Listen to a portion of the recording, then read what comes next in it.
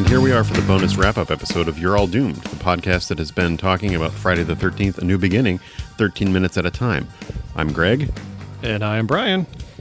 And there's something that I want to kind of talk about after the conclusion of the film where Tommy is now wearing a hockey mask and brandishing a knife that you touched upon, but I want to think about a little bit more. Does this really feel like a new beginning for the franchise in any way to you?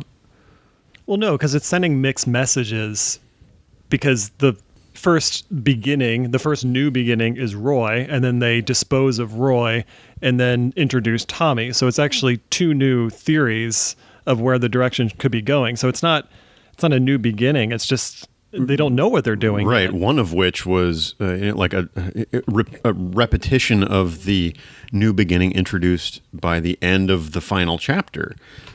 Yeah, I agree with you. It's the whole Roy thing was a miscalculation. I can see why maybe they wanted to try and surprise people or keep the audience on its toes, but the way they did it was so bungled that I think that needed to be fleshed out quite a bit more. Well, especially since they set it up so blatantly at the end of the final chapter that Tommy was going to be the killer. So it's like, okay, well, the twist is going to be that it's not Tommy because everyone's expecting it to be Tommy. But then at the end, they're like, no, this time, seriously, it's going to be Tommy. Exactly. And it's like, okay, how many times are you going to pull this with us? Yeah, it really just covers the same ground. I mean, hell, Tommy winds up exactly where he was at the end of part 4. And I've mentioned this in previous seasons, but I really dislike when endings are so bleak. It's fine when it's a culmination of what happens in the plot, but this is just a character that has experienced no growth, no change. I mean, other than, like we discussed, maybe he's now embracing the insanity that he was, that was sparked by the end of the final chapter. So the end of this movie is now a new beginning. But I just feel like we kind of wasted the previous 87 minutes or whatever this movie was. Very much so, yeah. So that's a bit of a letdown. I do like that they wanted to tie it as closely as possible to the previous movie by bringing Corey Feldman back, even if it was just for this kind of extended cameo at the beginning. They brought Tommy's mask-making abilities forward. So, it's funny because in some ways this movie is the final sequel in the series that has direct ties to parts 2, 3, and 4. But it's also a movie that kind of lifts out of the franchise and is ignored by subsequent movies almost entirely. When you think about what they did, they meaning the creators of this franchise for this chapter, A New Beginning, compared to what they did with part 3 of Halloween, it could have been a lot worse. Now, Halloween... Or better, depending on your point of view. Yeah, the Season of the Witch is a batshit crazy movie, and it's really entertaining, but it was a huge risk, and it completely backfired. In that movie, they just completely didn't even bother to go into the Michael Myers stuff anymore. It was just completely different, almost turning it into like an anthology series. And I think Friday the 13th was kind of trying to do something different, where they're like, well, I think we can get away with just the brand name of Friday the 13th and still continue on with these interesting stories. And it just didn't work at all. Another element of this movie that I've been waiting to talk about once we kind of understood all the characters as much as we were ever going to is trying to figure out what diagnosis led these kids to be at Pinehurst. You very astutely noticed some things in the background that I hadn't noticed about the abuse, about the drug addiction, that leads me to think that we don't necessarily need to know exactly why these kids would be there. They could be there for a combination of different reasons. It's not just a loony bin like the Hubbards accuse it of being. There could be, trauma victims and orphans, as we've learned. But what doesn't fit for me is that there are a few characters that have very clear-cut reasons for being here and being under Dr. Matt's care. So it's weird that some of the kids do and some of the kids don't. For example, Victor and Tommy, frankly, both clearly have rage issues and violent tendencies. Yeah, and we know Tommy's been heavily medicated on antipsychosis drugs. Victor, I would assume, is also.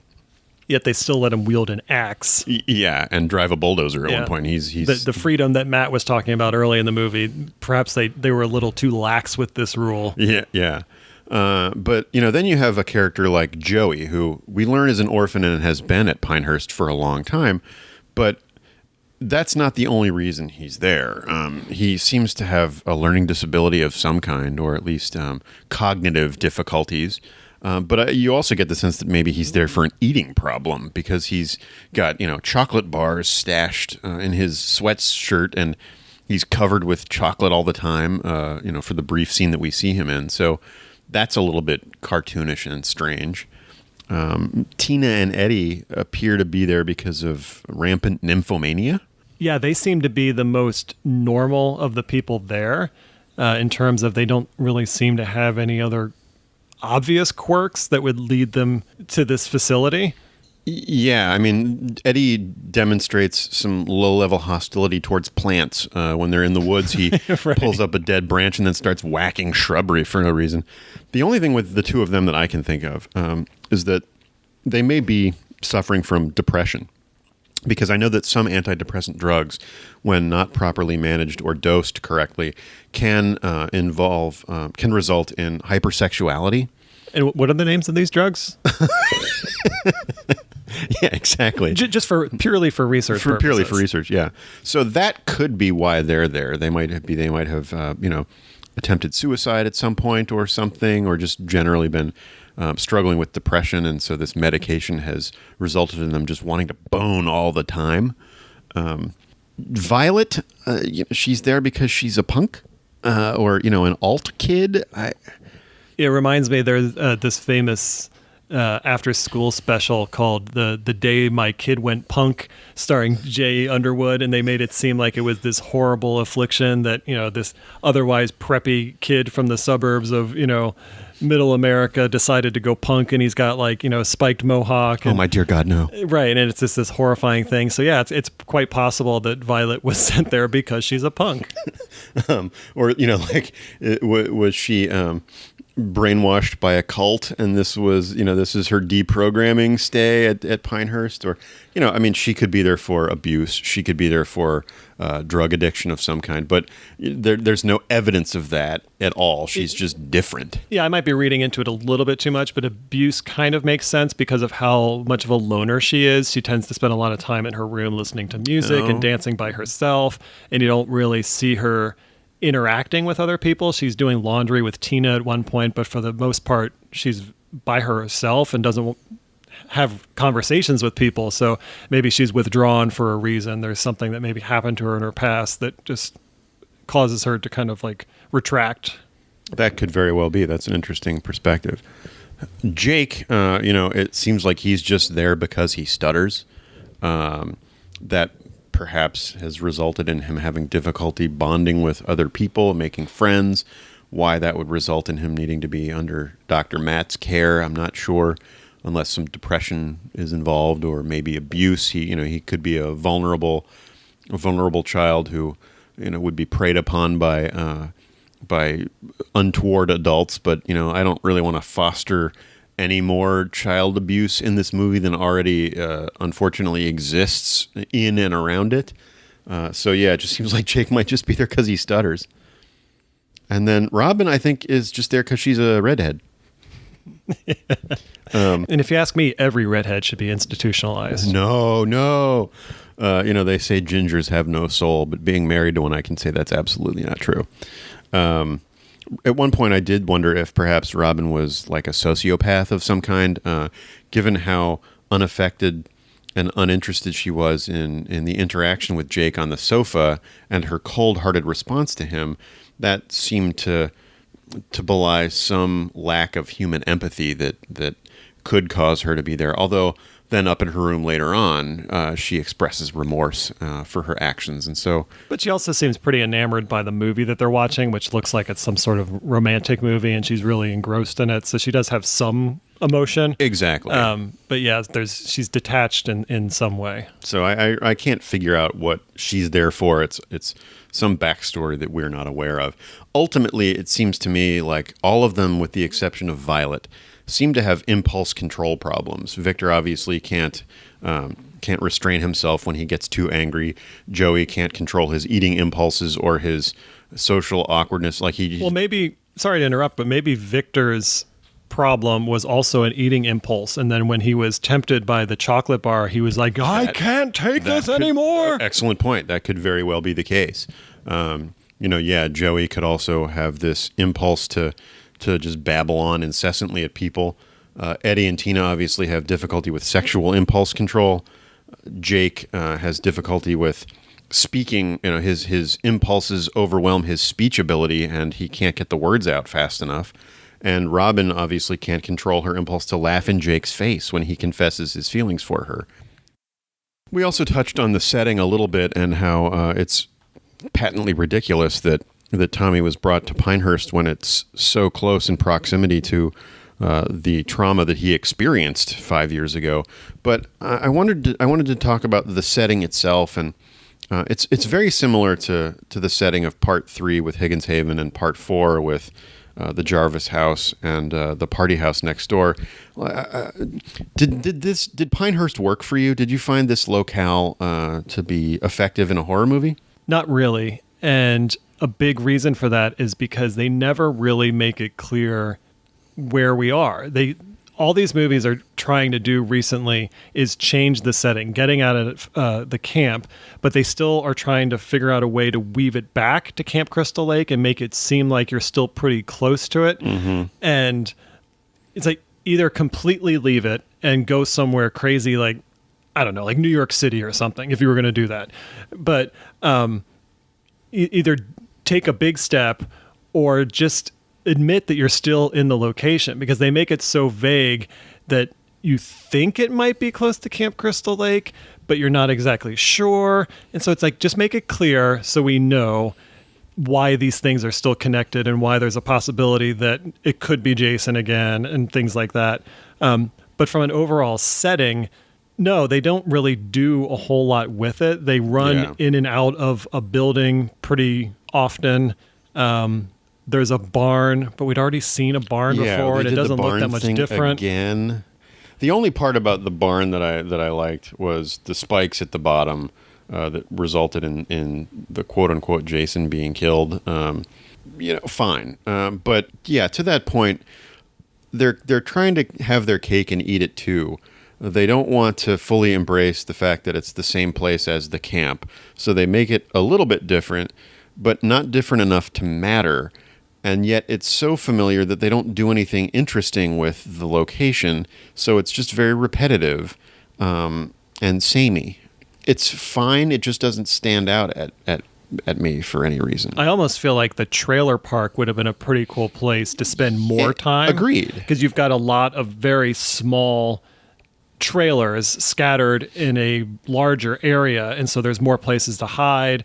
And yeah, you could almost have like a chasing in the maze kind of sequence, like at the end of The Shining, where they're in the hedge maze, between the rows of trailers and RVs, darting down alleys between the trailers and such, and being pursued would be kind of scary and claustrophobic in a way. Yeah, and that's why I like the trailer idea, because if you think of Demon in the shit box, he was trapped in there. It was a really small space, and there was nowhere for him to go. Now, a trailer home is not going to be that small, but it's still going to be a really confined space, and it creates some whole new challenges and opportunities. And then, like you mentioned, jumping out and running through the maze of the different trailers, and at least that's interesting. It's something different. I wouldn't want to see an entire movie stationed there, but Die Hard in a trailer park, right? But I don't know. They kept introducing these different environments, but they didn't spend any time there. Yeah, they didn't do anything with them. It'd be cool if, like, they were being at the end of a movie. Pam is being chased through the trailer park, and Jason has her cornered against one trailer. And behind him, Dudley manages to pull the wheel chocks out from another trailer, and it begins rolling towards Jason. Pam sees it, but Jason doesn't. She manages to leap out of the way, and then Jason is crushed between two trailers. That's already more interesting than anything that happened at Pinehurst. From a behind-the-scenes trivia standpoint, what this movie really ended up being is what they had originally conceived for part 3, which was having Ginny in the mental institution after she had dealt with, her little ordeal with Jason in part 2. So they basically just retconned the idea and, replaced Ginny with Tommy. But if this is what they originally had planned for part 3 with Ginny, I don't know if I'd be interested in it, because it wasn't that interesting. Because originally when I had heard about the idea of a mental institution, I was picturing more of a hospital. Right. And that is a cool setting. Instead, they put her, or Tommy in this case, in a halfway house, which, like we've discussed, was basically a camp or a farm or whatever you want to call it. And so it just wasn't all that unique. But if it had been in a hospital and spent more time in a hospital, then, okay, now we're talking about a pretty interesting setting. That idea has potential. Like I mentioned, Halloween 2, the original Halloween 2 did that. And it wasn't ultimately very successful, but that might have just been that movie's handling of it. That's not to say that someone else couldn't have done something cooler with an institutional setting. Apparently, many of the actors who auditioned for this movie didn't even know that it was a Friday the 13th movie until after it had been cast, because there had been such a negative stigma at this point about the movies that they were afraid that people wouldn't want to be involved with it. And that was the case with Dick Wyand, where he didn't know initially that he was going to be in this Friday the 13th movie, and then they kind of revealed it later on, and he wasn't too happy about it. This probably won't come as a surprise to you, but Tommy Jarvis's character only says 24 words in the entire movie. Good Lord. And honestly, I don't know if I could tell you what one of those words were. I think "sure" was the one that I noted he said. But, that's interesting, because I feel like John Shepherd, given what he had to work with, did a fairly decent job. We mentioned kind of his controlled rage acting at one point was strong. This version of Tommy wasn't the most compelling character in the entire world, but that's not the fault of the actor. He sold it. He sold it really well, and he has reason to be proud, at least, of what he managed to do with the limited speaking part he was given. The budget for this movie was $2.2 million, which was down just a bit from the final chapter, which was $2.6. The movie was released on March 22nd, 1985. Which is only 11 months after the final chapter, so this was rammed into production.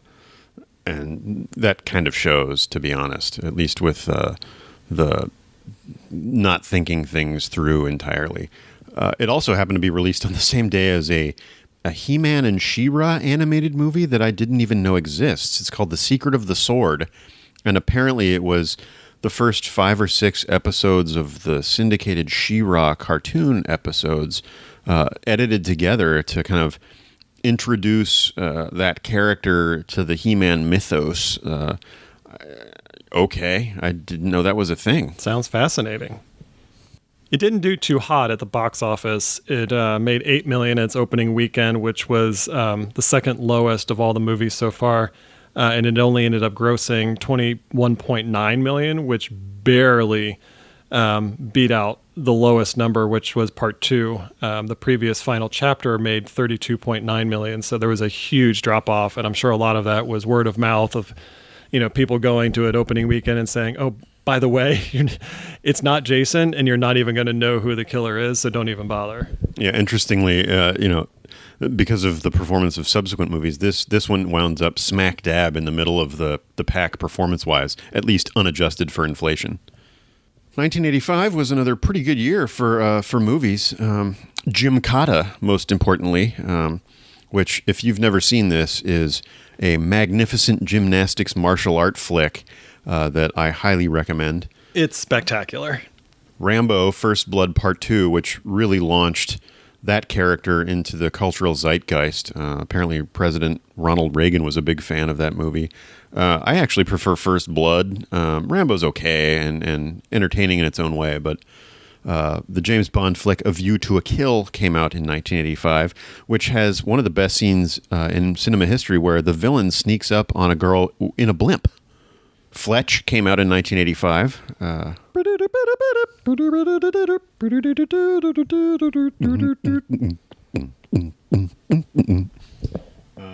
Corey Feldman related, The Goonies came out in 1985. Most people have very fond memories of that flick.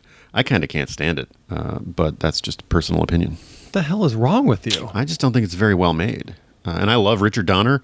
I love most of the people who are in that movie. I love movies that Steven Spielberg has produced, but I can barely sit through that flick. Do you hate Rocky Road ice cream as well? I'm not a big fan of Rocky Road. Jesus Christ. But to Steven Spielberg's credit, he also produced Back to the Future that came out in 1985, and that movie I do dig. It's a lot of fun. Mad Max Beyond Thunderdome came out this year. That's basically one half great movie and one half bizarre weird movie with a bunch of little like savage kids running around. Weird Science that features Sam from the previous movie came out in 1985, and as we noted in previous seasons, has not aged particularly well. It's a little bit uncomfortable to watch now. One of our favorites, Commando, came out in 1985, which continued Arnold Schwarzenegger's headlock on being an action hero in the 1980s. Rocky IV also came out in 1985, so that was a busy year for Stallone. We love Rocky IV because of the musical score by Vince DiCola. And in direct competition for this series, A Nightmare on Elm Street 2, Freddy's Revenge came out in 1985.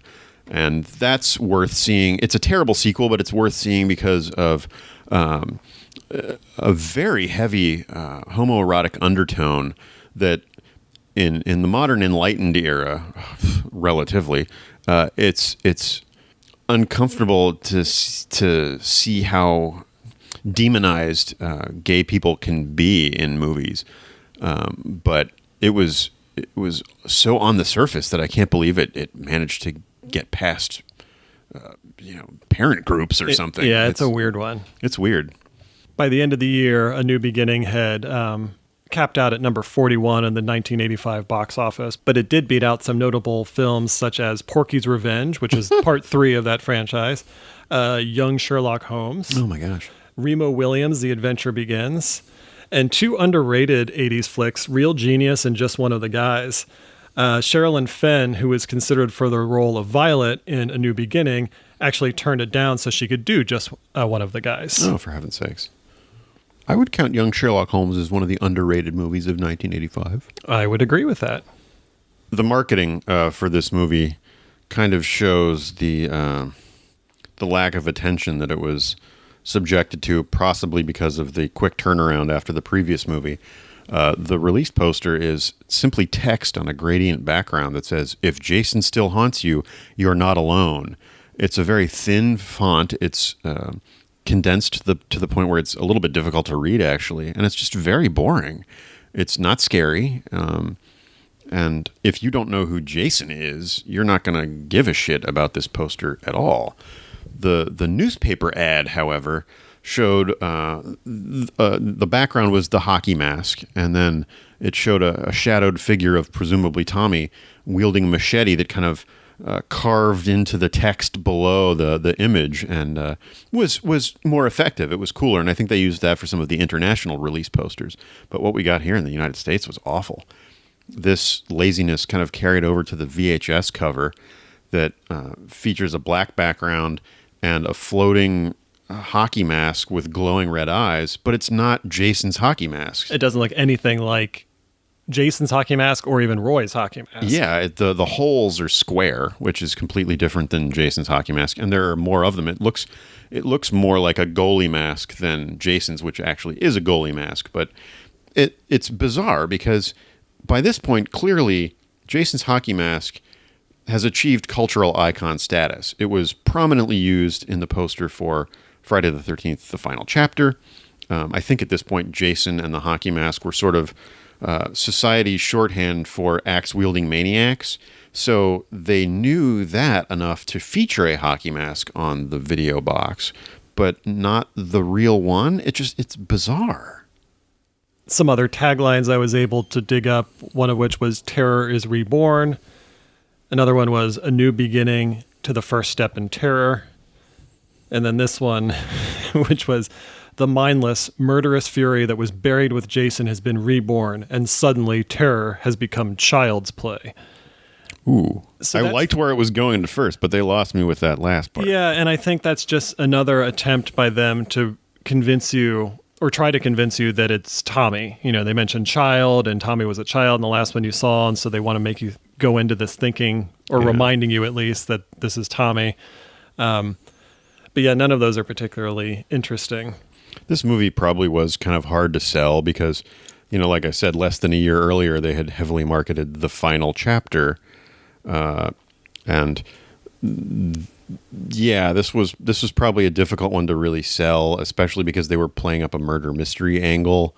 You know, so they couldn't say Jason's back. They couldn't say Jason isn't back. You know, I sympathize with the marketing department, but yeah, the tactic doesn't even work to this day. I mean, there's so many bands now that will declare that this is their farewell tour, and people just kind of roll their eyes. And I can't tell you how many bands that I listen to that have had farewell tours and then have been back within 5 years, you know, sometimes even less.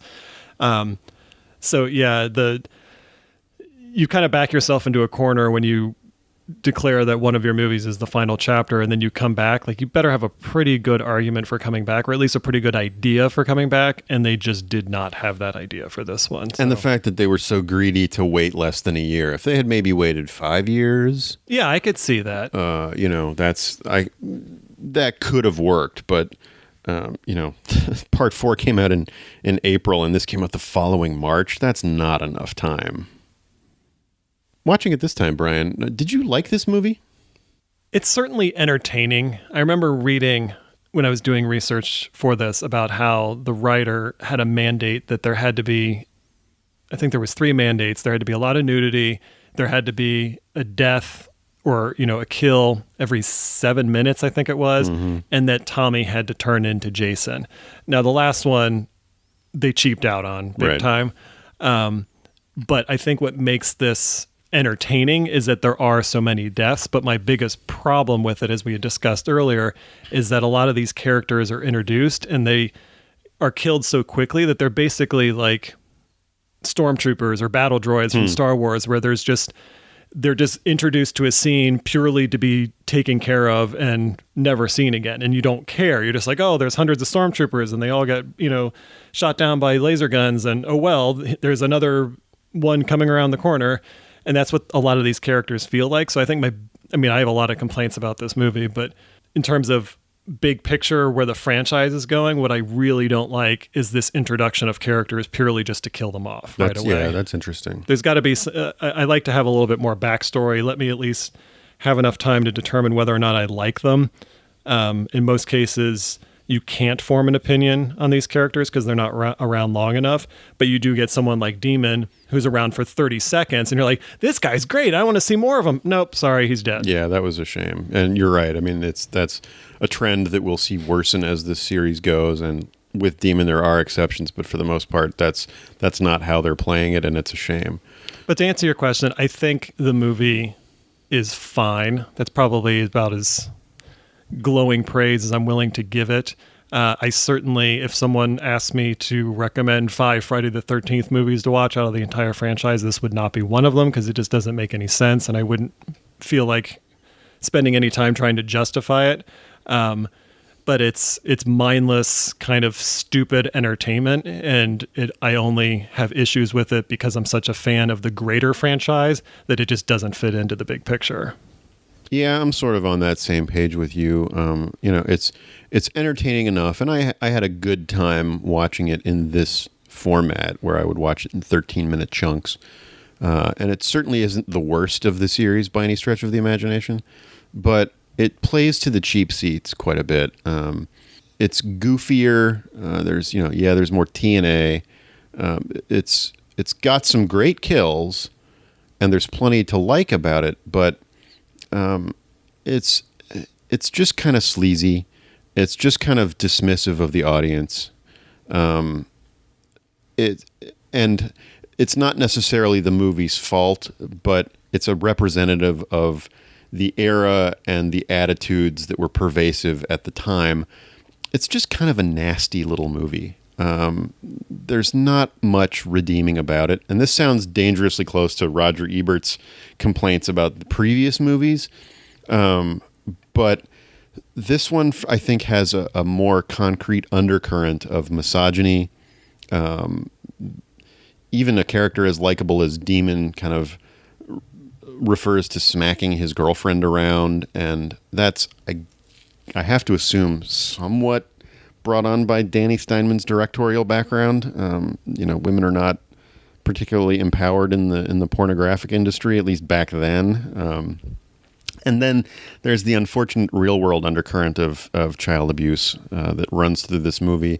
Whether this movie was actively a part of that or not, I can't say, and I don't even intend to allude to.